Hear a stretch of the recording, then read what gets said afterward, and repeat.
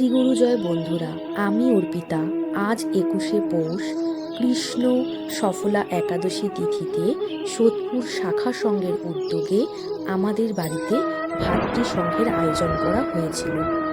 শ্রী শ্রী দুর্গাপ্রসন্ন পরমহংসদেবের মূল বাণী হল সত্য, সেবা, নীতি, ধর্ম। নতুন বছরে তিনি সকলকে ভালো রাখুন। ভালো থাকবেন। ধন্যবাদ।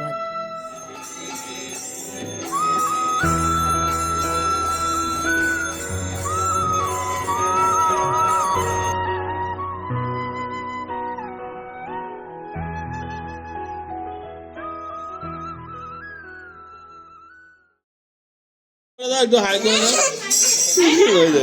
বলো পুরো একদম কিসের মতো লাগে তো কাটি জানি দেখছি।